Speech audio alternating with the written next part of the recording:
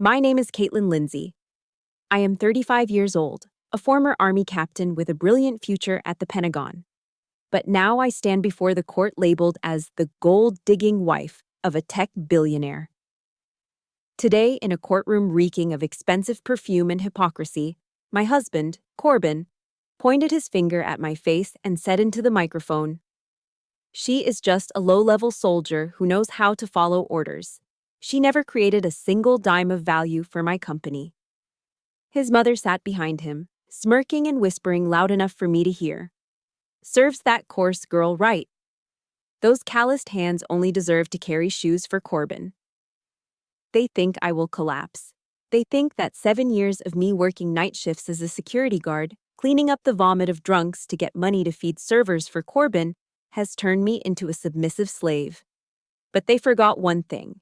I am a logistics officer. And a good officer never goes into battle without a contingency plan. The thing I pull from my breast pocket is not a handkerchief to wipe away tears, but a death sentence for their empire. Let me know where you are watching from, and comment the word karma right below if you believe that you reap what you sow, and traitors will sooner or later pay a heavy price.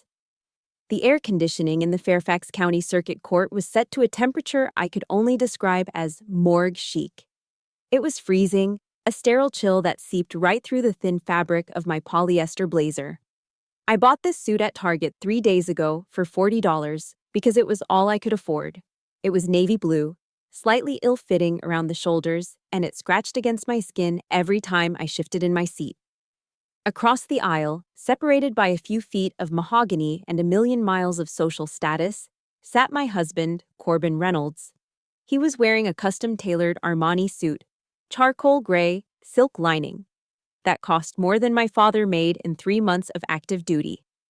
I knew exactly how much it cost because I was the one who signed the check for it 2 years ago, back when he said he needed to look the part to woo investors. He looked the part now, all right. He looked like the freshly minted king of tech, the CEO of Restock Solutions, the darling of Washington, D.C.'s new money elite. And I was just the embarrassing footnote he was trying to erase. Corbin's lawyer, a man whose smile had too many teeth and not enough warmth, had just finished painting a portrait of me that was unrecognizable. According to him, I was lazy. I was unsupportive. I was a leash attached to the side of a great man's vision. "Mr. Reynolds," the lawyer asked, his voice smooth like oiled leather, "can you describe for the court Mrs. Lindsay's contribution to the founding of Restock Solutions?" Corbin stood up. He adjusted his lapels, a gesture he practiced in the mirror. He turned his charm on the judge, the same way he used to turn it on me. "Your Honor," Corbin began, his voice projecting that perfect TED Talk cadence. "Restock is my brainchild. It is the result of sleepless nights, of coding until my fingers bled, of a singular vision to revolutionize supply chain logistics." He paused for dramatic effect, glancing briefly at me with eyes that were completely dead. "Caitlin, she was there, I suppose. But she didn't write the code. She didn't close the deals. She didn't understand the complexity of the algorithms." He took a breath, and then he delivered the line that made the air leave my lungs. "To be honest, Your Honor, she was just background noise, static. While I was building the future, she was just existing in the other room." Background noise. The words hung in the sterile air. 7 years. 7 years of my life reduced to the hum of a refrigerator or the sound of traffic outside a window. I didn't move. I didn't gasp. My training at West Point didn't allow for public displays of hysteria. I sat perfectly still, my spine not touching the back of the hard wooden chair. But under the table, my hands were clenched so tight my knuckles were white. These hands.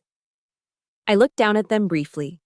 They weren't soft like the hands of the women Corbin associated with now. My knuckles were scarred from obstacle courses and hand-to-hand combat drills. The skin on my palms was rough, thickened by years of gripping M4 carbines and later by gripping heavy flashlights and steering wheels during double shifts as a security guard.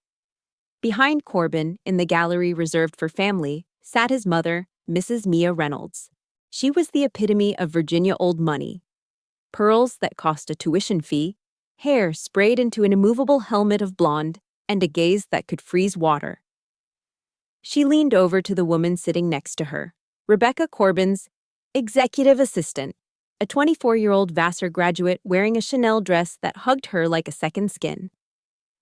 Rebecca was everything I wasn't: soft, civilian, expensive. Mia didn't whisper quietly. She wanted me to hear. She needed me to hear. "Thank God my son finally woke up," Mia hissed, her lips barely moving. She looked at me with a mixture of pity and revulsion, like she was looking at a stain on a Persian rug. Look at her, sitting there stiff as a board. She's so coarse. Those calloused hands of hers are only fit for carrying Corbin's shoes, not wearing his ring. Rebecca giggled, a light tinkling sound that cut through the tension. "Don't worry, Mrs. Reynolds," Rebecca whispered back. "We'll have this wrapped up by lunch." They thought it was over. They looked at my target suit, my lack of makeup, my stoic silence, and they saw defeat. They saw a woman who had been discarded like an old pair of combat boots that had lost their tread. They saw a grunt, a soldier good for taking orders but not for thinking. But they made a critical error in their tactical assessment. They mistook discipline for weakness. Inside my head, the chaos of the courtroom faded. The insults, background noise, coarse, servant, didn't hurt anymore. They just clarified the mission parameters. I took a slow, deep breath, counting to 4 on the inhale, holding for 4, exhaling for 4. Tactical breathing. I remembered the oath I took. I will support and defend. But I also remembered a verse my father, a sergeant major who had seen hell and back, used to quote before every deployment. Psalm 144:1. "Blessed be the Lord my rock, who trains my hands for war, my fingers for battle." God had trained these hands for war. Corbin had just forgotten that war isn't always fought with guns. Sometimes it's fought with paper. The judge, a weary-looking man named Callahan, looked over his spectacles at me. "Mrs. Lindsay, your attorney has remained silent. Do you have anything to say before we proceed to the division of assets? Or do you accept the plaintiff's characterization?" My attorney, a court-appointed placeholder who had barely looked at my file, started to stand up to ask for a recess. I put a hand on his arm to stop him. "I've got this," I said quietly. I stood up. The target suit pulled tight across my shoulders. I didn't smooth it out. I stood at the position of attention, my chin up, my eyes locking directly onto Corbin's. For a second, his confident smirk faltered. He saw something in my eyes he hadn't seen in a long time. He saw the captain. "Your Honor," my voice was steady, projecting to the back of the room without shouting. "I do not accept the plaintiff's characterization. Mr. Reynolds claims I was merely background noise. He claims I contributed nothing to the logic or the structure of Restock Solutions." "We have established that, Mrs. Lindsay." The judge sighed, checking his watch. "Unless you have new evidence, this is hearsay." "I do have evidence, Your Honor," I said. Corbin rolled his eyes. Mia let out an audible scoff. They expected a love letter, or maybe a receipt for groceries. I reached up with my right hand, slowly, deliberately. I moved my hand toward the inside breast pocket of my cheap blazer. It was the same motion I would use to reach for a sidearm, but today the weapon was made of cellulose and ink. I could feel the texture of the folded document against my fingertips. It was warm from my body heat. It was the only thing of value I had left in this world, aside from my integrity. "I would like to submit Exhibit A," I said, my fingers closing around the paper. "A document signed by Mr. Reynolds and notarized in Paris, France, 5 years ago. A document detailing exactly who designed the logistics algorithm that built his company and exactly what that contribution is worth." Corbin's face went from smug to confused, and then, as he realized what year I was talking about, the color drained from his face faster than blood from an open artery. I pulled the document out. It was time to fire for effect. The paper in my hand felt heavy, heavier than the M4 carbine I used to carry on patrol. As my fingers traced the embossed seal of the notary, the freezing air of the courtroom seemed to warp and shift. The scent of expensive cologne and floor polish faded, replaced by the smell of stale beer, cheap heating oil, and desperation. Suddenly, I wasn't standing in front of Judge Callahan anymore. I was back in Virginia, 7 years ago. It was the winter that changed everything. The winter I stopped being Captain Caitlin Lindsay, a woman who commanded respect, and started becoming Caitlin Reynolds, the woman who commanded nothing but her own silent sacrifices. We met at a charity mixer at Fort Belvoir. It was one of those mandatory fun events where officers were expected to mingle with the local civilian contractors. Corbin was standing by the punch bowl, looking out of place in a suit that was clearly off the rack and a size too big. He had this boyish charm, a way of looking at you like you were the only person in the room who understood the secret joke of the universe. He told me he was a visionary. He used words like disruptor and paradigm shift. I was a logistics officer. I dealt in fuel, ammunition, and transport schedules. His world of abstract potential was intoxicating to someone whose life was measured in grid coordinates and casualty reports. But charm doesn't pay the rent. I remember the night the vision almost died. We were living in a studio apartment in Alexandria that was barely larger than a prison cell. The heating was broken, and we were wrapped in layers of blankets, our breath visible in the air. Corbin was hunched over his ancient laptop, a machine that sounded like a jet engine preparing for takeoff. Suddenly, the screen went black. The fan whirred and died. Silence filled the room, heavy and terrifying. "No," Corbin whispered. He tapped the keys frantically. "No, no, no." He turned to me, tears streaming down his face. Not stoic, soldier tears. These were the tears of a child whose toy had broken. "It's gone, Caitlin. The code, the prototype, the server crashed. It's all gone." He slumped against the wall, sliding down until he was a heap on the floor. "I can't do this," he sobbed. "I'm a failure. My mom was right. I'm never going to amount to anything." Seeing him like that, it broke something in me.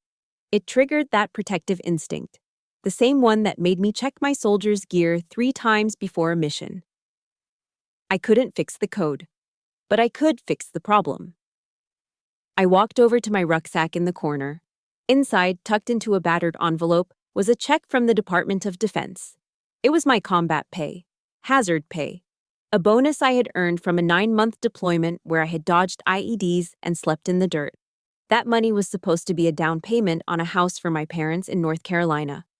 They were getting older, and their roof was leaking. I'd promised them I would help. I looked at the check. Then I looked at Corbin, curled up on the floor, defeated. "Get up," I said softly. "What?" He looked up, eyes red and puffy. "Get up. We're going to Best Buy." I remember the fluorescent lights of the Best Buy in Springfield. They were blindingly bright. Corbin was like a kid in a candy store, his grief forgotten the moment we walked into the computer section. He ran his hands over the sleek aluminum chassis of the high-end servers and the powerful workstations. "This one," he said, pointing to a setup that cost more than my first car. "With this, I could rebuild restock in half the time. The processing power. Caitlin, it's beautiful." He didn't look at the price tag. He never did. That was my job. I walked to the register. My hand shook as I handed over the check and my debit card to cover the difference. The cashier, a teenager with acne and a bored expression, didn't know that the money I was spending was blood money. He didn't know I had almost lost my leg for those dollars. "Receipt in the bag?" he mumbled. "Yes," I said. "Please?" We drove home in silence, the expensive boxes filling the back seat of my beat-up Ford Taurus. Corbin was humming. He was happy. That happiness lasted until Thanksgiving, 2 weeks later. Thanksgiving is supposed to be about abundance. It's turkey, stuffing, cranberry sauce, and family arguments over football. But that year, our bank account balance was 12.48. We couldn't afford a turkey. We couldn't even afford the gas to drive down to North Carolina to see my parents. So, we stayed in the freezing studio apartment. Dinner was a frozen DiGiorno pizza. I cooked it in the toaster oven because the main oven was unreliable. We sat on the floor, wrapped in a duvet, sharing the pizza off a paper plate. Corbin took a bite of the cardboard crust pizza and looked at me with those intense blue eyes. The blue light from his new monitors reflected in them, making him look almost angelic. "Caitlin," he said, reaching out to touch my face. His hand was warm, soft. My cheek was rough from the dry winter air. "I know this is hard. I know I haven't been the provider you deserve." "It's okay," I lied. It wasn't okay. I was hungry, I was cold, and I missed my mom. "No, listen to me," he insisted. He pulled me closer, burying his face in my neck. "I'm going to make this right. Restock is going to be huge. I can feel it. And when it happens, when we make it," he pulled back to look me in the eye. "You will never have to worry about money again. You will never have to work another day in your life if you don't want to.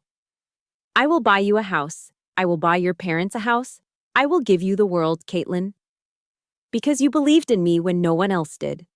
He kissed me then, tasting of tomato sauce and promises.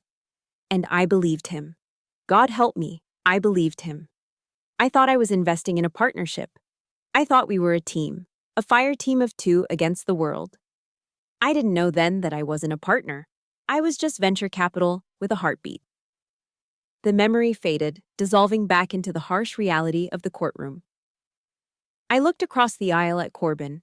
He was whispering something to his lawyer, looking annoyed, probably checking the time on his Rolex. A Rolex that cost 10 times what that computer had cost. He had kept his promise in a twisted way. He had made it huge. He had made millions. But the we in his promise had silently turned into. And the woman who had sacrificed her combat pay, her parents' roof, and her own dignity to buy him the tools of his success? She was just background noise. I looked down at the document in my hand again. The anger that had been a cold knot in my stomach began to burn hot. "You promised me the world, Corbin," I thought, my grip tightening on the paper. "But you forgot that I'm the one who drew the map." The lawyer for the opposition cleared his throat, bringing me fully back to the present. "Mrs. Lindsay," he sneered. "We are waiting."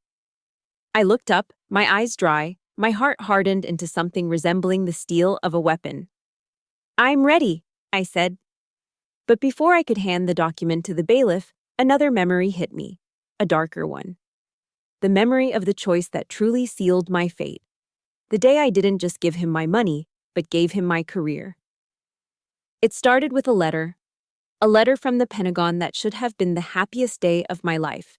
The envelope was thick. In the military, a thick envelope usually means good news. It means orders. It means movement. I remember sitting at our rickety kitchen table, my hands trembling as I tore open the seal. Inside was official Department of the Army stationery, the kind with the watermark that you can feel under your thumb. Department of the Army subject. Permanent change of station. PCS. Orders to CPT Caitlin Lindsay. Assignment 21st Theater Sustainment Command, Ramstein Air Base, Germany. Ramstein. My heart hammered against my ribs like a trapped bird. Ramstein wasn't just a base. For a logistics officer, it was the show. It was the hub of American military power in Europe.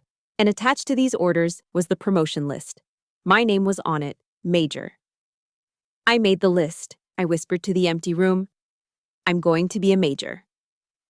It was everything I had worked for since I was 18 years old. It was West Point. It was the sleepless nights in Ranger School. It was the culmination of a decade of service. When Corbin walked in that evening, carrying a bag of takeout Chinese food because he was too stressed to cook, I was beaming. I had the letter propped up against the salt shaker like a trophy. "Babe, look," I said, unable to keep the vibration out of my voice. "Look at this." Corbin put the food down. He picked up the letter. He read it silently. I watched his face, waiting for the smile, waiting for the "I'm so proud of you," waiting for the celebration. Instead, his face fell. His shoulders slumped. He looked like I had just handed him a foreclosure notice. "Germany," he said. His voice was flat. "That's far." "It's Ramstein, Corbin. It's a huge promotion. It comes with a significant pay raise.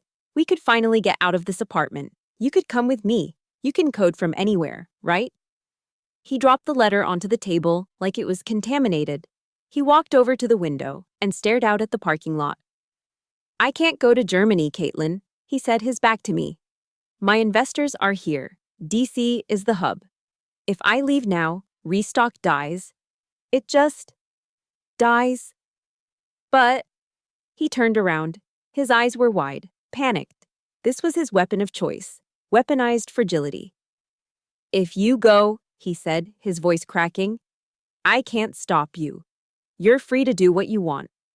But I can't do this without you. I'm drowning, Caitlin. Every day I feel like I'm drowning.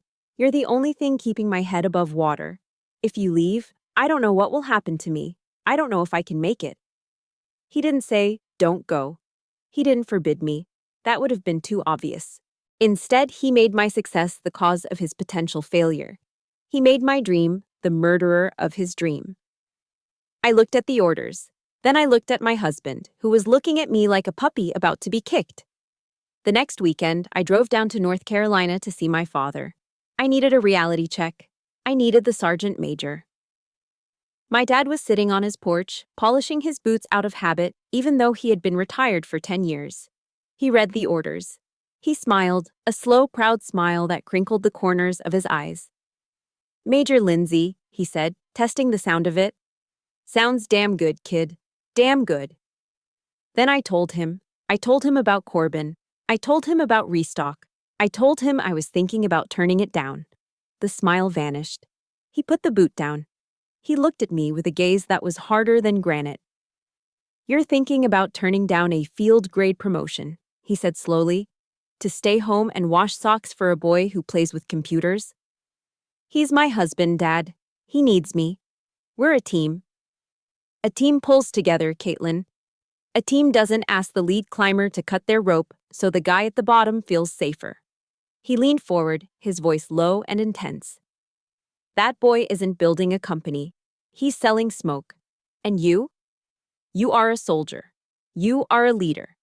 If you give this up, if you desert your post for him, you aren't just losing a rank. You're losing yourself. I'm not deserting, I argued, feeling the sting of tears. I'm supporting my family. You're throwing your honor into a wood chipper, he said, standing up and walking into the house. He didn't look back. The drive back to Virginia was the longest of my life.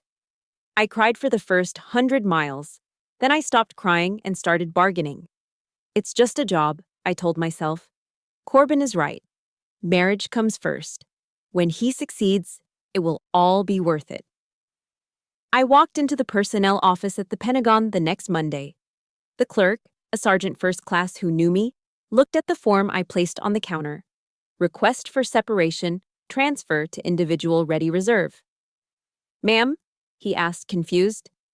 You're on the promotion list. Are you sure about this? My hand hovered over the pen. I could see Ramstein in my mind.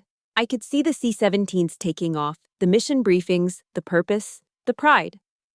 Then I saw Corbin's face. I'm drowning, Caitlin. I took a breath that felt like inhaling broken glass. I'm sure, Sergeant, I said. Family reasons. I signed my name. The ink was black and permanent. With that signature, Captain Caitlin Lindsay didn't exactly die, but she went into a coma. In her place, Mrs. Corbin Reynolds was born, a woman whose only rank was supportive wife, and whose only mission was to keep a man-child happy. I walked out of the Pentagon feeling lighter, but it wasn't the lightness of freedom. It was the lightness of something hollowed out. I went home and told Corbin. He didn't cry. He didn't fall to his knees in gratitude. He just hugged me briefly and said, Great. Now, can you help me organize these spreadsheets? I have a pitch meeting tomorrow. Just like that, my sacrifice was consumed, digested, and forgotten in the span of 30 seconds. As I sat there that night, categorizing his expenses while he played video games to blow off steam, I looked at my hands. They were the same hands that had held a rifle. Now they were just typing data for a man who didn't even know how to load a dishwasher. I should have listened to the sergeant major. I should have listened to the gut instinct that screamed, run. But I didn't. I stayed. And because I stayed, I eventually found myself standing in a warehouse at 2 a.m., freezing my ass off, guarding someone else's property while my husband slept in a warm bed. If you have ever given up a piece of yourself for someone who didn't appreciate it, or if you believe that a woman should never have to dim her light for a man to shine, please hit that like button right now. And in the comments, simply type, "I am worthy," to remind yourself and everyone else here that your dreams matter. The sound of the pen scratching across my resignation paper echoed in my memory. Scratch, scratch, done. But that sound soon morphed into something else. Something louder, something harsher. It turned into the grinding, metallic screech of a rolling steel door slamming shut. Clang. Welcome to the night shift. The wind cut through my cheap polyester security jacket like a razor blade. It was 2 a.m. in Northern Virginia, and the temperature had dropped to single digits. I was patrolling the outer perimeter of a massive logistics warehouse, the kind of place where dreams go to be packaged in cardboard boxes and shipped via Prime. My flashlight beam danced over the frozen asphalt. My boots. Walmart specials, not the high-quality Danner combat boots I used to wear, crunched loudly on the black ice. Every step sent a jolt of pain up my shins. I had been on my feet for 9 hours straight. I wasn't Captain Lindsay here. I was just, "Hey you," or guard. My job was to make sure nobody stole copper wire or broke into the trailers. It was a job that required zero brain power and infinite patience. It was a humiliation that burned deeper than the cold. As I rounded the corner near the loading docks, a familiar sound made me freeze. It was the low rumble of a Humvee engine. A National Guard convoy was stopping for fuel at the truck stop adjacent to the warehouse. I saw the uniforms, the camouflage, the confident way they moved. And then I saw him. Getting out of the lead vehicle was a man I knew. Sergeant Martinez. He had been one of my best squad leaders when I was a lieutenant. Now, I saw the rank on his chest. Warrant officer. He had made it. He looked sharp, professional, respected. He started walking toward the vending machines near where I was standing. Panic, hot and sudden, flooded my chest. I couldn't let him see me. I couldn't let him see his former commander, the woman he used to salute, standing here in an ill-fitting security uniform, holding a flashlight like a glorified mall cop. The shame was physical, a nausea that roiled in my gut. I ducked behind a dumpster. My heart was pounding so hard I thought he might hear it. I pressed my back against the cold metal, smelling the rotting garbage inside, and closed my eyes. "You good, sir?" I heard Martinez ask someone. "Yeah, just grabbing coffee," another voice replied.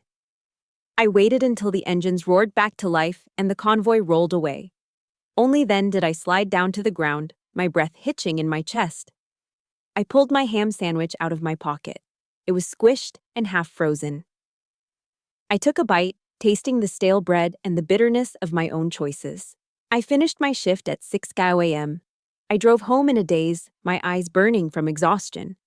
When I unlocked the door to our apartment, I tried to be quiet. I really did. But my frozen fingers fumbled with the keys, and they jingled loudly.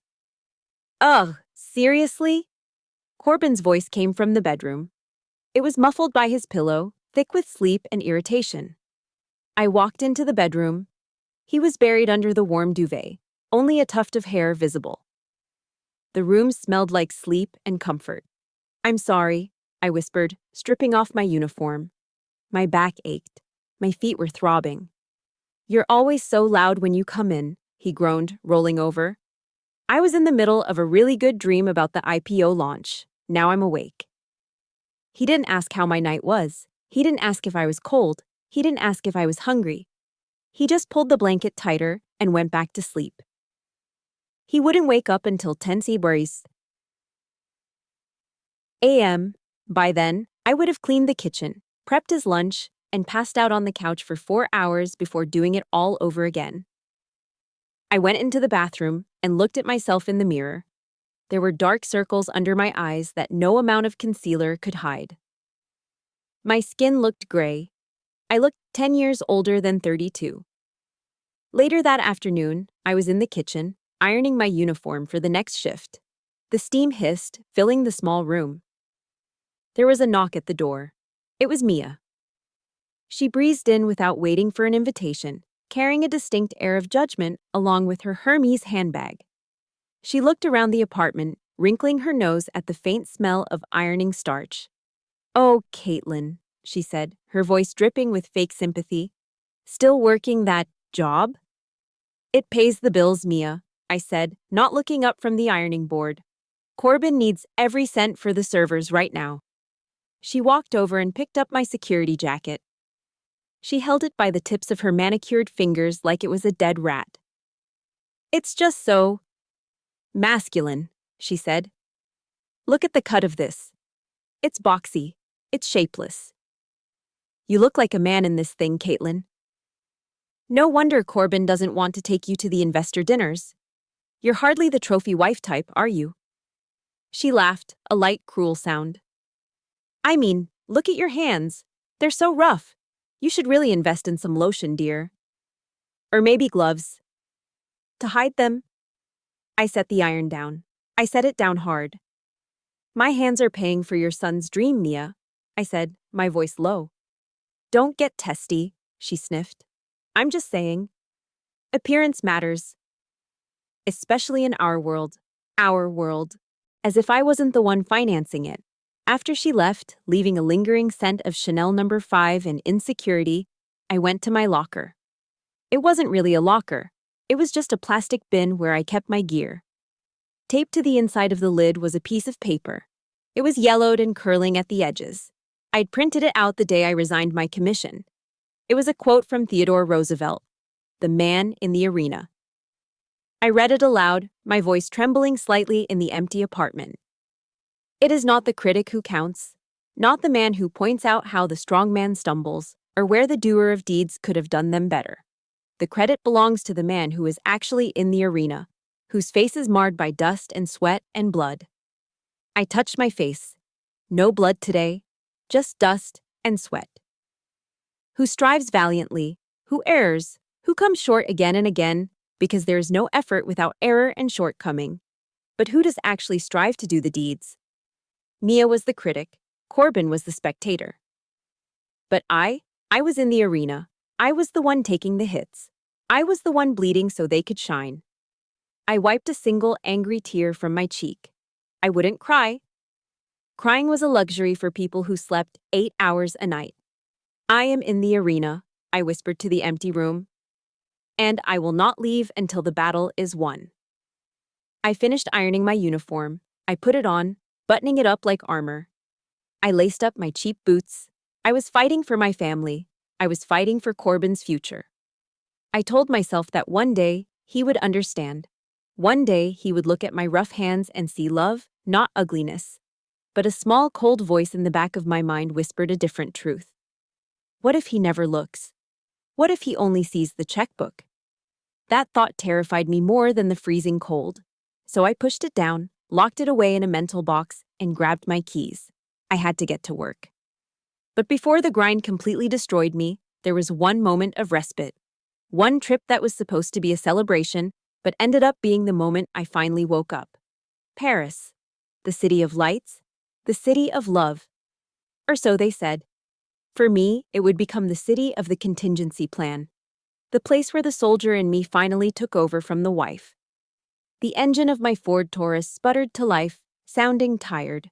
Just like me. I backed out of the driveway, heading into the darkness, not knowing that the light at the end of the tunnel was actually an oncoming train called betrayal. But in Paris? In Paris, I would build a barricade. Paris is supposed to be the city where love is reaffirmed. For Corbin and me, it was the city where love was finally exposed for what it was, a transaction. The trip was Corbin's idea. He called it our belated honeymoon, 5 years too late. But the timing was suspicious. Restock Solutions had just started gaining serious traction in the European market, and he needed to secure a massive round of funding from a consortium of French investors. He needed a wife on his arm to look stable, dependable, and family-oriented. We stayed at the Hotel Plaza Athénée, a place so opulent it made my teeth ache. Crystal chandeliers, red geraniums spilling from every balcony, and staff who spoke English better than most Americans. But for the first 3 days, I saw more of the hotel concierge than I did of my husband. I have to network, Caitlin, Corbin said, adjusting his silk tie in the mirror. These French investors are old school. They want FaceTime. Why don't you go shopping? Buy something nice. Here. He tossed his black American Express card onto the bed. It landed with a soft thwack. Go to Chanel, get a bag, or maybe some new shoes. Those boots you wear are embarrassing. He left before I could answer. I didn't go to Chanel. I didn't go to the Louvre. Instead, I sat in a small cafe in the 8th arrondissement, nursing a black coffee and watching the Parisians rush by. My gut was churning. It wasn't the croissants. It was instinct. I had noticed things. Small things. Corbin changing the passcode on his phone. Him taking calls on the balcony at 2 a.m., whispering. The way he looked at me, not with affection, but with the critical eye of a manager assessing a depreciating asset. I was a soldier.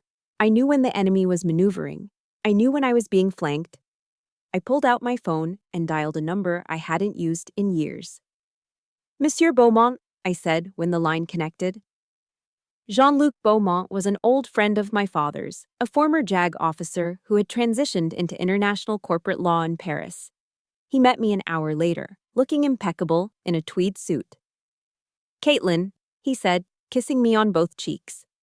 You look troubled. I need your help, Jean-Luc, I said, cutting straight to the chase. I need legal protection, and I need it now. We spent the next 4 hours in his office drafting a document. It wasn't a standard post-nuptial agreement. It was a recognition of sweat equity. It detailed every hour I'd worked, every algorithm I'd optimized using military logistics protocols, every dollar of my own money I had invested. This clause here, Jean-Luc said, pointing with a gold pen. It states that in the event of a dissolution of marriage, 49% of all current and future assets of Restock Solutions are rightfully yours as a founding partner, regardless of title. Will it hold up in a U.S. court? I asked. It is drafted under international commercial law, enforceable in both jurisdictions due to Restock's dual incorporation. He smiled thinly. It is ironclad. But only if he signs it willingly. He'll sign, I said. I know his weakness. Corbin's weakness was arrogance and alcohol. The trap was set for our last night. Corbin came stumbling into our suite at 3 a.m., smelling of expensive cognac and cigar smoke. He was euphoric. I did it, babe, he shouted, throwing his jacket on the floor. 5 million euros, we're going global. He grabbed me and spun me around, but his eyes were glazed. He wasn't seeing me, he was seeing dollar signs. That's amazing, Corbin, I said, keeping my voice steady. I'm so proud of you. We need to celebrate, but first, we need to pack. We leave in 4 hours. Ugh, paperwork, he groaned, flopping onto the bed. I hate logistics. I know, I said soothingly. That's why I handled it all. I just need your signature on a few things for customs and the new visa requirements for your investor meetings in London. I brought over a clipboard. On it was a stack of papers. The top one was a customs declaration. The second was an insurance waiver. Buried in the middle, page 3 of 5, was the sweat equity agreement. Just sign here and here and here, I said, pointing to the lines. I handed him a pen. Corbin laughed, a loose, sloppy sound. You're such a control freak, Caitlin, always with the lists and the forms. What would I do without you? You'd be lost, I said honestly. He scribbled his signature on the first page, then the second. My heart was pounding so hard I thought he would hear it. This was the kill zone. If he stopped to read, if he sobered up for just 1 second, he flipped to the third page. The title, Equity Distribution Agreement, was right there at the top in bold letters. But Corbin didn't look at the top. He looked at the line where I was pointing at the bottom. You worry too much, wifey, he slurred. We're rich now. We can hire people to do this stuff. He signed it. A loopy, jagged scrawl. Corbin J. Reynolds. He flipped the page and signed the next one. Then he dropped the pen and fell back onto the pillows, passing out within seconds. I stood there for a moment, listening to his heavy breathing. I carefully unclamped the papers. I took the agreement, folded it neatly, and placed it inside the hidden pocket of my travel blazer, the pocket right over my heart. "Sleep tight, CEO," I whispered. I didn't sleep that night. I sat by the window, watching the Eiffel Tower sparkle in the distance. I felt a strange mixture of relief and immense sadness. I had just insured my future, but I had also just signed the death certificate of my marriage. A marriage that, in reality, had died the moment I became background noise. That signature in Paris was my shield. But I wouldn't need to use it for another 2 years. 2 years of watching him grow more distant, more cruel, more like his mother. I snapped back to the present, to the cold Virginia courtroom. The memory of that pen scratching on paper in Paris was so vivid I could almost hear it. But it was replaced by a different sound. The sound of a car door slamming. The sound of a different signature, on a different document, being thrown at me like garbage, the day he finally discarded me. I looked at Corbin across the aisle. He was whispering to his lawyer again, looking confident. He had forgotten Paris. He had forgotten the girl who bought his computers. He had forgotten everything except his own reflection. He was about to remember. But first the judge had to see the evidence of the final betrayal. The moment when the man in the arena was finally stabbed in the back by the person she was fighting for.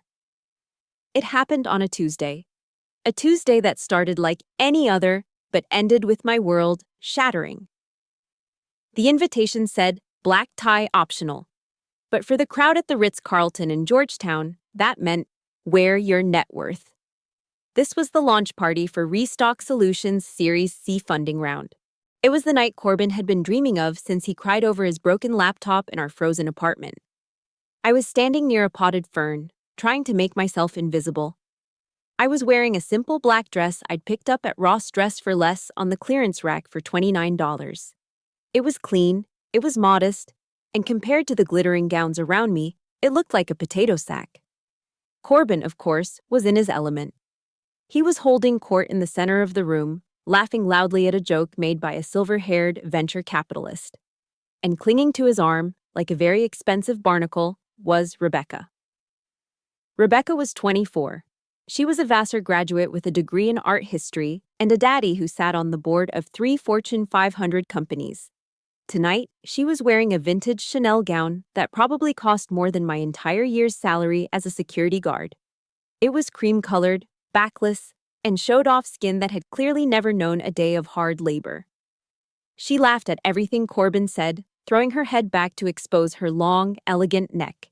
She touched his arm constantly, a light, proprietary touch that made my stomach turn. I took a sip of my sparkling water. I was the wife. I was the co-founder, technically. But nobody here knew that. To them, I was just there. "Excuse me, miss?" I turned around. An older man with a bulbous nose and a tuxedo that strained at the buttons was holding out an empty glass towards me. "Could you be a dear and fetch me another Chardonnay? And make sure it's chilled this time? The last one was tepid." I froze. He thought I was the help. I looked down at my dress. I looked at my hands, which were devoid of jewelry except for my simple gold wedding band. I started to say, "I'm not." "Oh, Arthur, don't be silly," Corbin's voice cut in. He had walked over, with Rebecca still attached to his side. I felt a surge of relief. He was going to correct him. He was going to introduce me. "This is my wife, Caitlin. She helped build this company." Corbin smiled that charming, devastating smile. "She's not on the payroll, Arthur, but she loves to help out, don't you, babe?" He looked at me. His eyes were hard, daring me to make a scene. "She's very serviceable," Corbin added, winking at the investor. I felt like I had been slapped. The air left my lungs. Serviceable, like a truck, like a pair of boots. Arthur laughed. "Well, isn't that nice? A helpful woman is a rare find these days." He thrust the glass closer to my chest. I took the glass.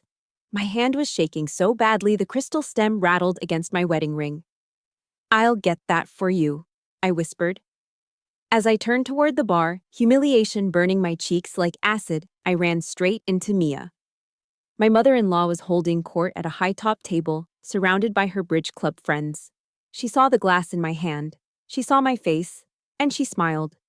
It was the smile of a predator that had just cornered a wounded rabbit. "Caitlin!" she called out, her voice shrill enough to cut through the ambient jazz music. Perfect timing. She handed me her own empty glass. Then she picked up another one from the table, and another.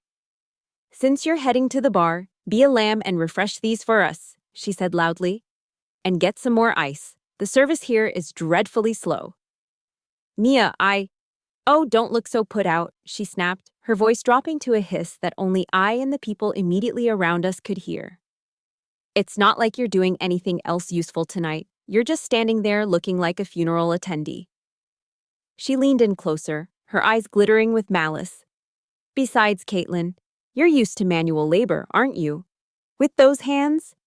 You're probably quicker than the actual servers. You know how to hustle. Isn't that what you people do?" "Hustle? You people. The working class, the soldiers, the ones who cleaned up their messes." I stood there, holding 3 empty glasses, feeling the weight of 100 staring eyes. I wanted to smash the glasses on the floor. I wanted to scream that I was a captain in the United States Army, that I had led convoys through combat zones, that I was the reason they were all standing here tonight. But I didn't. Because I was disciplined, and because, deep down, a part of me, the part that had been beaten down by years of their snobbery, believed her. "Here, let me help you with that." It was Rebecca. She'd glided over, smelling of roses and money. She didn't take the glasses from me. She just placed a hand on my shoulder. It felt patronizing, like petting a dog. "You look tired, Caitlin," Rebecca cooed. Her voice was sweet, sickly sweet. "Why don't you just go home? Corbin is going to be late. We have to discuss the IPO strategy with the partners, and honestly, it's all very technical. It would just give you a headache." She looked me up and down, her gaze lingering on my Ross dress. "You wouldn't understand the nuances of what we're doing," she said softly. "Go home. Get some rest. You have that security job tomorrow, right?" She said security job the way one might say sewage treatment. That was the moment. That was the kill shot. It wasn't just the insult to my intelligence, it was the displacement. She wasn't just telling me to leave the party, she was telling me to leave my life. She was stepping into my role, taking my husband, taking my company, and relegating me to the shadows where the help belonged. I looked at Corbin. He was watching us. He saw his mother treating me like a servant. He saw his mistress dismissing me like a child. And he turned his back. He turned back to Arthur and laughed at another joke. I set the glasses down on the nearest table. Clink, clink, clink. "You're right, Rebecca," I said, my voice eerily calm. "I wouldn't understand. Enjoy the party." I walked out. I walked past the champagne tower, past the ice sculptures, past the life I had paid for with my blood and sweat. I walked out into the cool DC night, my heels clicking on the pavement. I didn't cry. The time for tears was over. The rage inside me was no longer a fire. It was a cold, hard block of ice.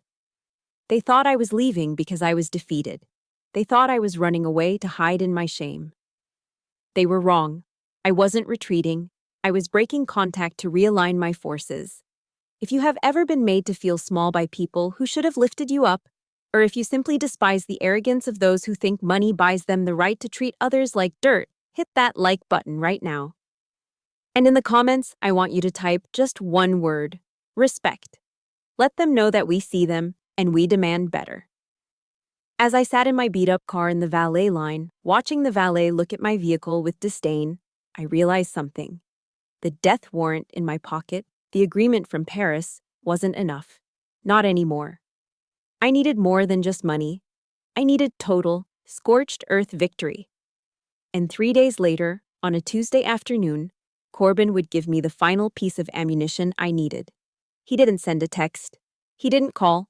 He sent a Porsche. And a process server. Tuesday afternoon.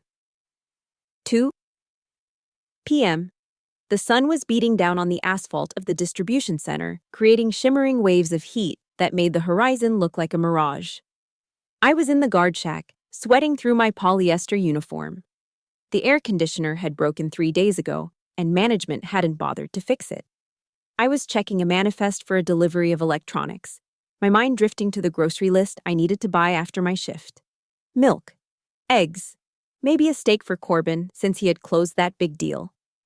A low, guttural growl cut through the hum of the passing trucks. It wasn't a diesel engine. It was the distinct, aggressive purr of a high-performance sports car. I looked up. A Porsche 911 Turbo S, black as oil and sleek as a bullet, was pulling up to the gate. It didn't have a visitor pass. It didn't have a delivery manifest. I stepped out of the shack, my hand instinctively going to my belt, though I carried no weapon, only a radio and a flashlight. "Sir, you can't park here," I started to say, raising my hand. The car stopped. The window rolled down with a smooth, electronic whir. Corbin was in the driver's seat. He was wearing sunglasses that cost more than my monthly rent. His hands were gripping the leather steering wheel, his knuckles white. He didn't look at me. He looked straight ahead, at the endless rows of shipping containers. "Corbin?" I asked, confused. "What are you doing here? Did something happen?" He didn't answer. Instead, a nondescript gray sedan pulled up behind the Porsche. A man in a cheap suit got out. He walked briskly towards me, a manila envelope in his hand. "Caitlin Lindsay?" the man asked. "Yes?" He thrust the envelope into my chest. "You've been served." He turned around, walked back to his sedan, and drove away. Just like that. I looked down at the envelope. Fairfax County Circuit Court. Petition for dissolution of marriage. My stomach dropped. I looked back at Corbin. He finally turned his head.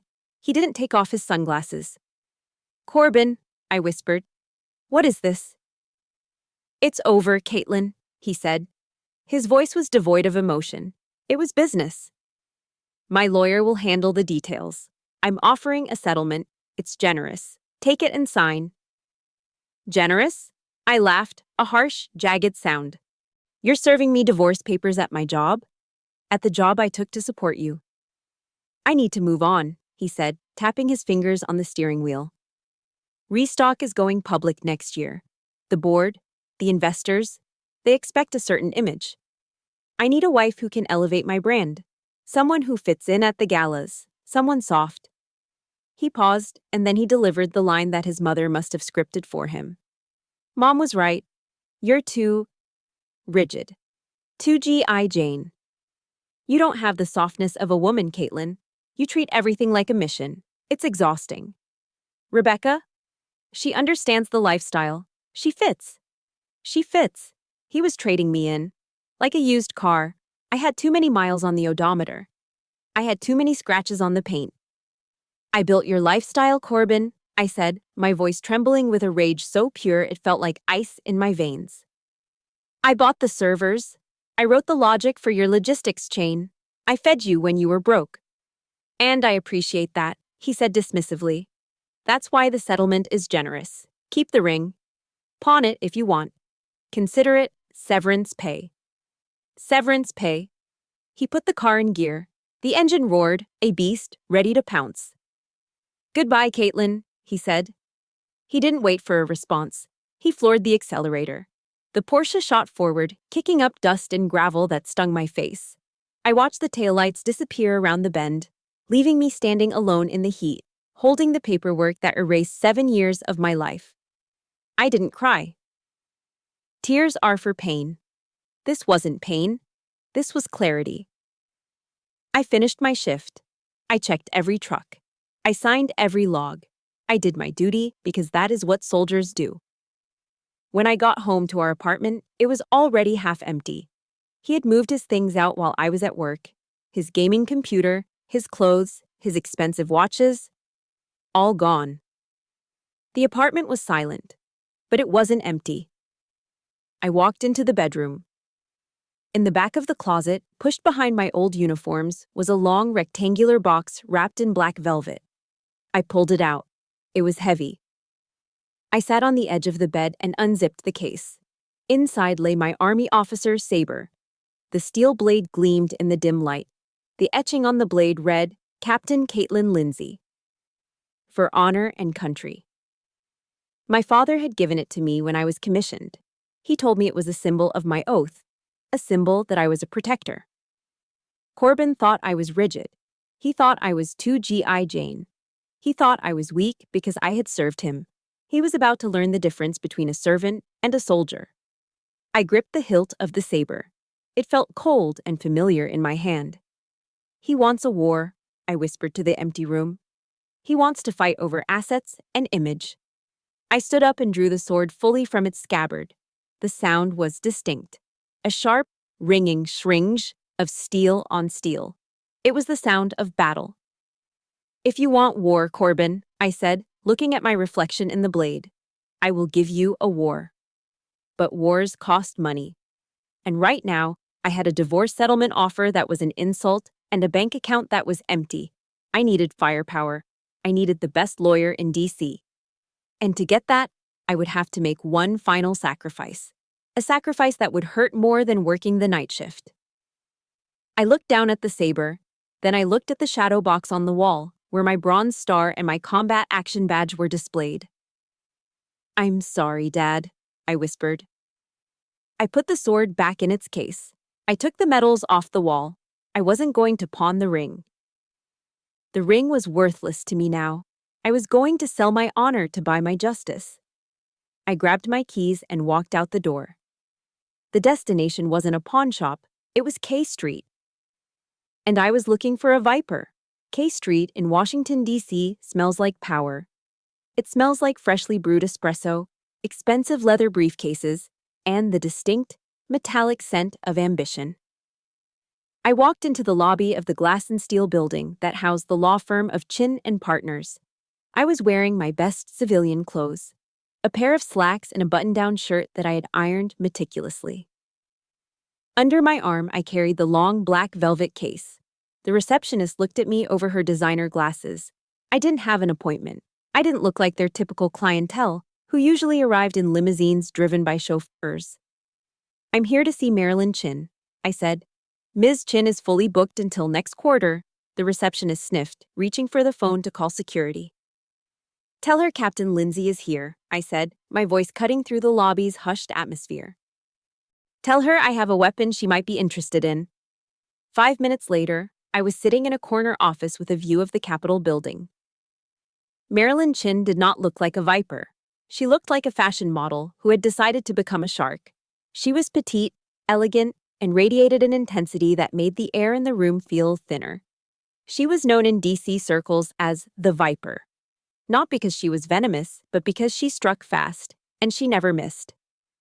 She sat behind a desk that was essentially a slab of black marble.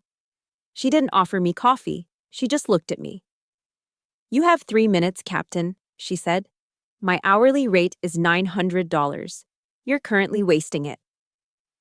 I don't have $900, I said bluntly. My husband, Corbin Reynolds, just served me divorce papers. He's the CEO of Restock Solutions. He's worth about $80 million. I have negative $12 in my checking account. Marilyn raised an eyebrow. So you're looking for charity? I don't do pro bono cases for sob stories. I'm not looking for charity, I said. I'm looking for a mercenary. I placed the velvet case on her desk.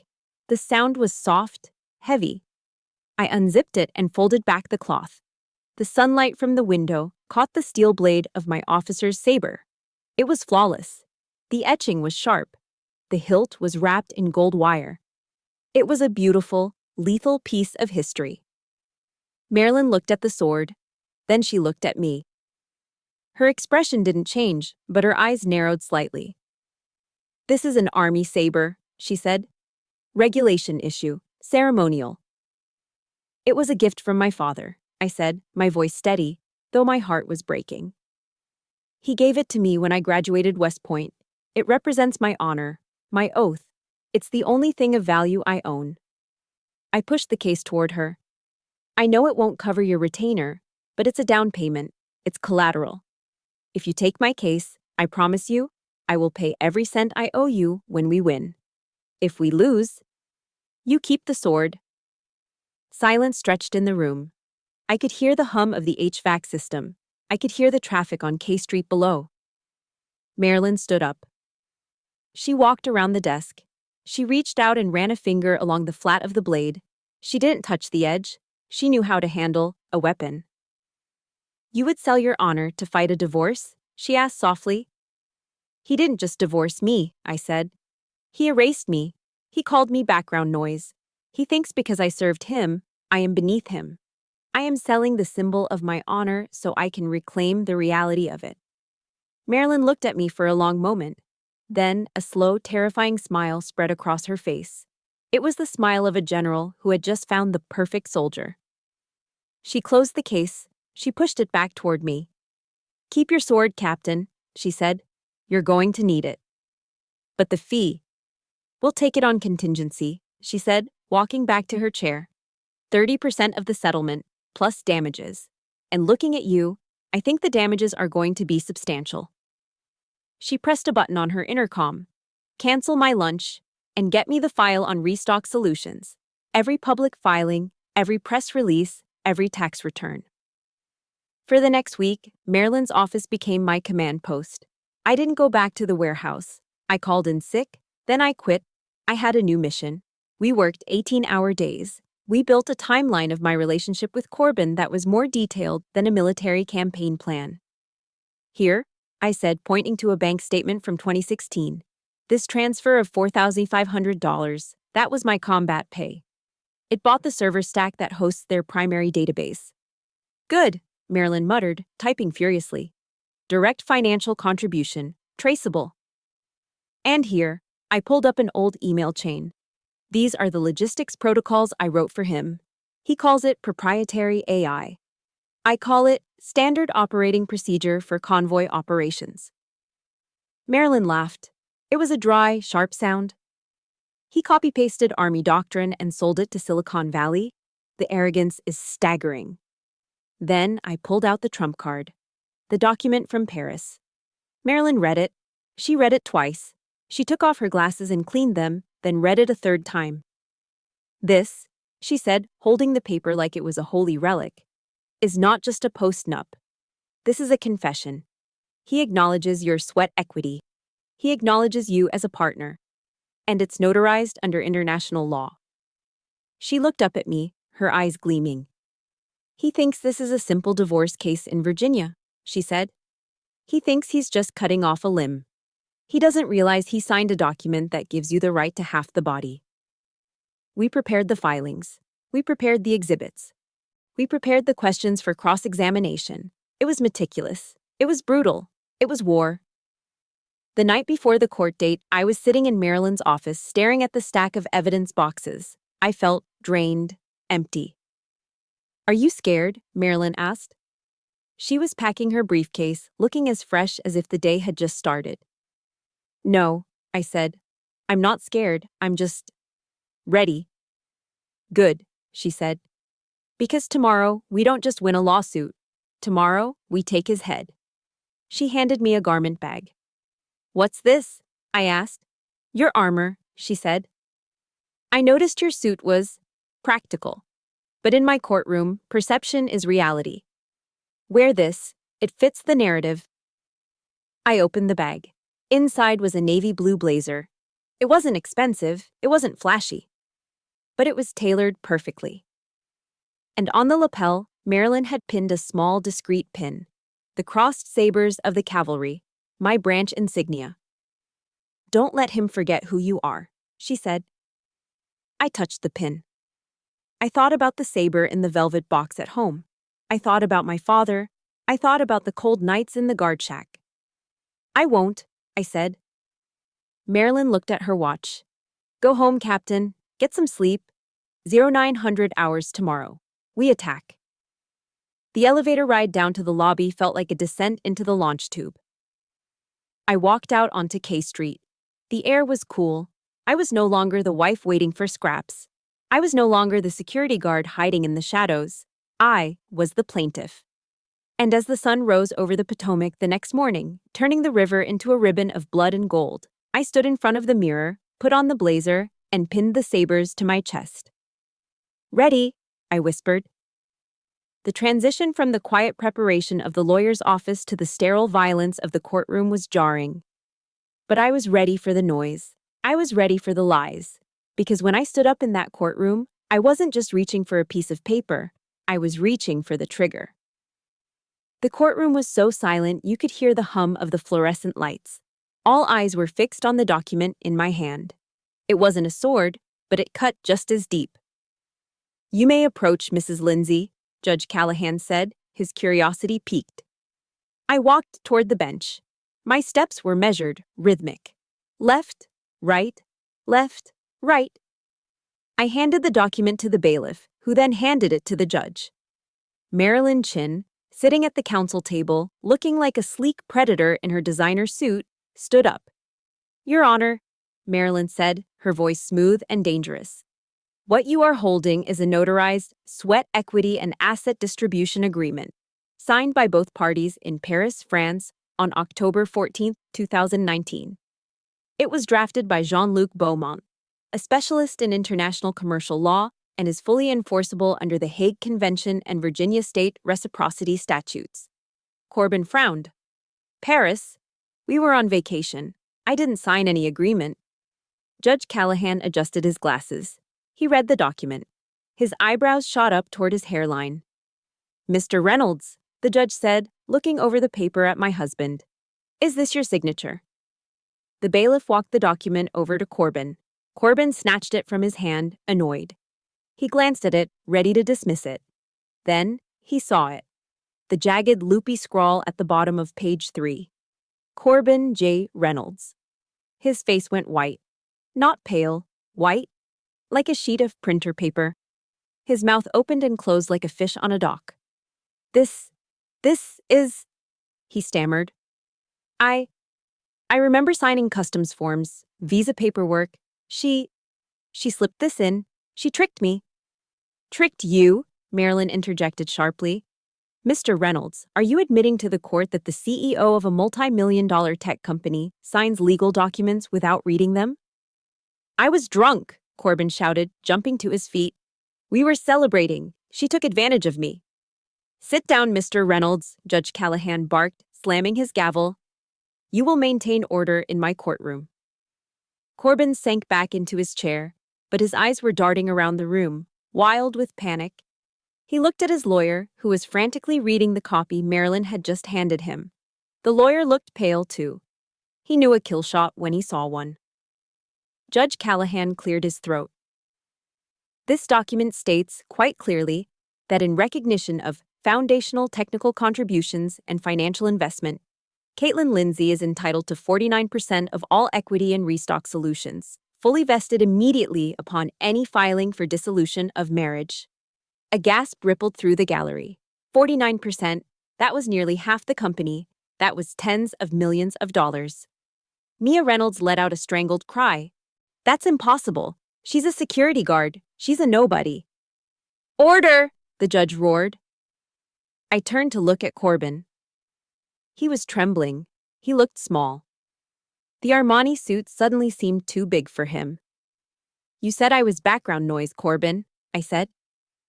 My voice wasn't loud, but it carried to every corner of the room. "You told this court I contributed nothing, that I was just existing while you built the future." I took a step closer to him. "Who taught you how to optimize the supply chain algorithm, Corbin? Who explained to you that just-in-time delivery fails without redundancy? Who showed you how the Army tracks fuel convoys in hostile environments and told you to apply that same logic to retail inventory?" Corbin stared at me, speechless. "I did," I answered for him. "I designed the logic architecture of your software on the back of a napkin in a Denny's at 3 a.m. because you couldn't figure out why your code was crashing. You wrote the code, yes, but I gave it a brain. I gave it a purpose." I pointed at him, my finger steady. "You aren't a visionary, Corbin. You're a frontman. You're an empty shell wrapped in an expensive suit, and without me, your entire system is just a chaotic mess of data." "She's lying," Corbin shrieked, his composure completely shattering. "She's a grunt. She carries a gun. She doesn't know Java. She doesn't know Python." "Maybe not," Marilyn Chin cut in, stepping forward with another stack of papers. "But she knows how to read a bank statement." Which brings us to Exhibit B. Marilyn slammed a thick binder onto the plaintiff's table. While Mrs. Lindsay was working night shifts to pay for your servers, Mr. Reynolds, it appears you were using company funds. Funds that technically belong to the partnership, to finance a very lavish lifestyle for yourself and others. Marilyn opened the binder. Dinners at Le Diplomate. First-class tickets to Milan. Cartier jewelry purchased for a Ms. Rebecca Sterling. Rebecca, sitting in the gallery, gasped and covered her mouth. All eyes turned to her. She shrank down in her seat, looking like she wanted to dissolve into the floor. "This is embezzlement, Mr. Reynolds," Marilyn said coldly.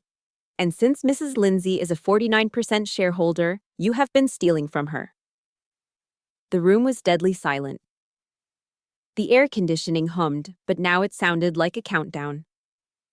Judge Callahan looked at Corbin with undisguised disgust. He looked at the documents. He looked at me, standing tall, wearing my blazer with the crossed sabers pin. "The court finds the Paris Agreement to be valid and enforceable," Judge Callahan ruled. His voice was the sound of a heavy door slamming shut.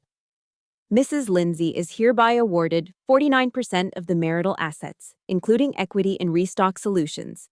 Furthermore, due to the evidence of financial impropriety, I am ordering a forensic audit of the company's finances to be overseen by an independent trustee." Bang. The gavel came down. "We're adjourned." It was over. Corbin slumped forward, putting his head in his hands. He was sobbing now. Ugly, gasping sobs. He wasn't crying for his marriage. He was crying for his money.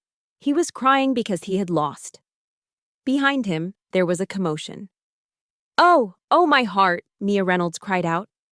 She slumped sideways onto Rebecca, clutching her pearls.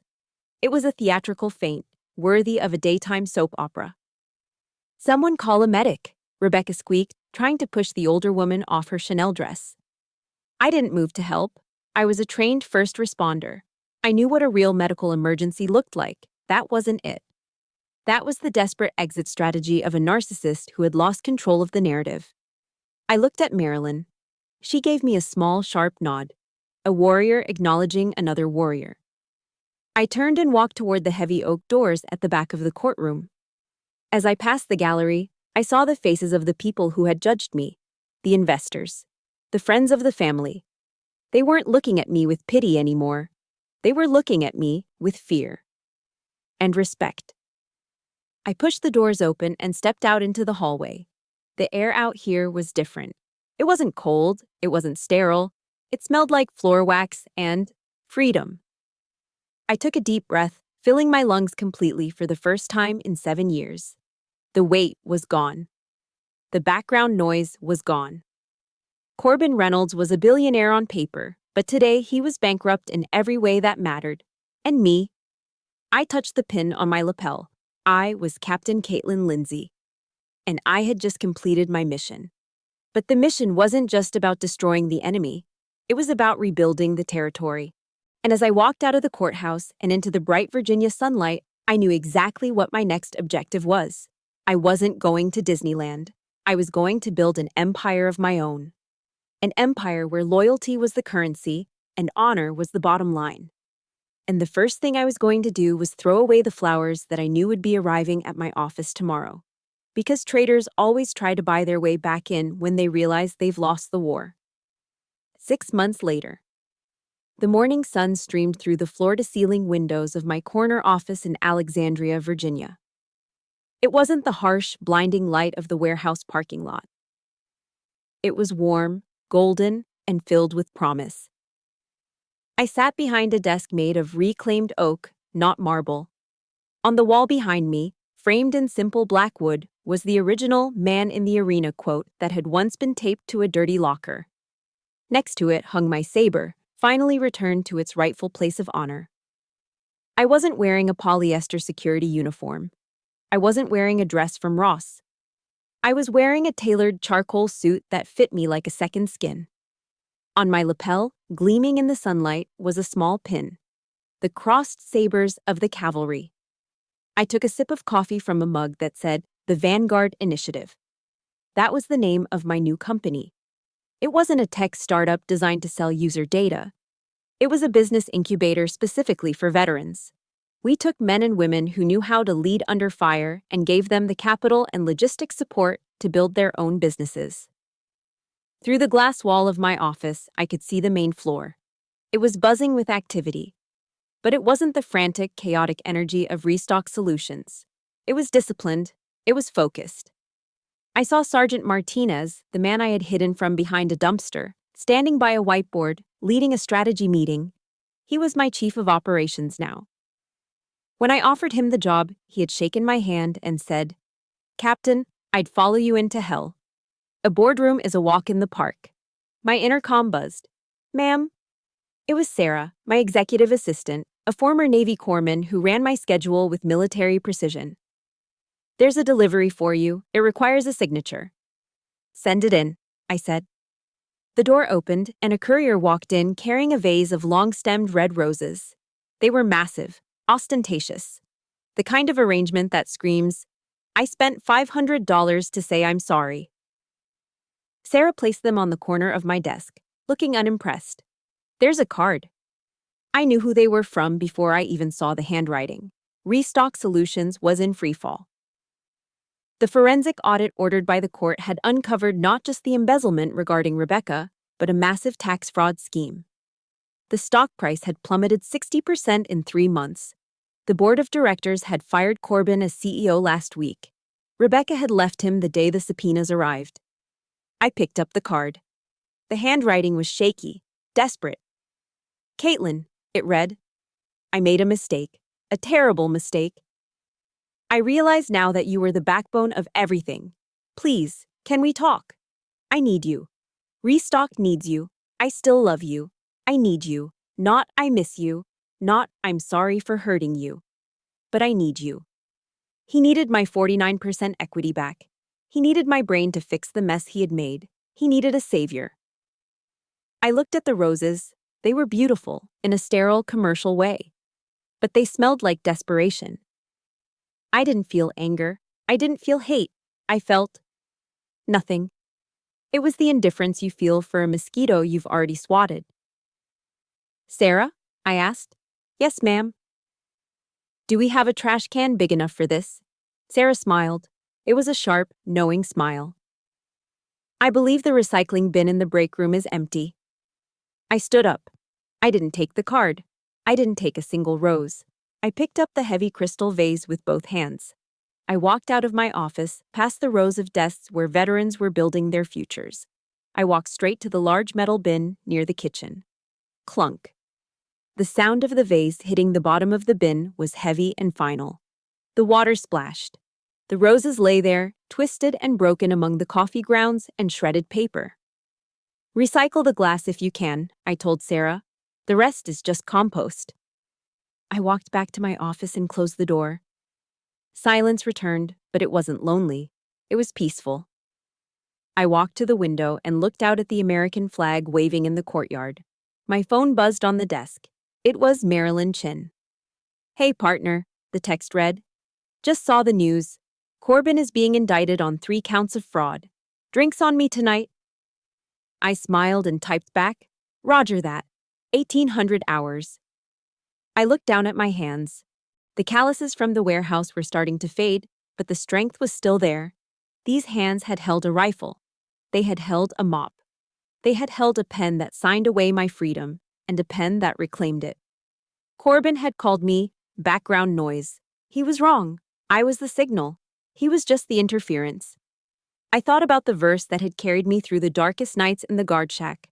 Psalm 144, 1.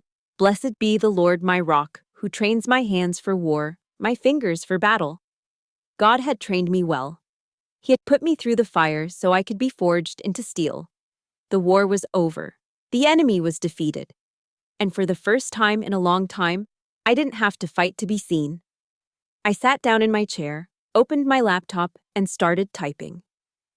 Not a legal brief, not a letter to a traitor. I typed the header for the new grant proposal that would help 50 more veterans start their own businesses. The captain is reporting for duty, I thought, and she is just getting started. The sun climbed higher in the sky, flooding the room with light.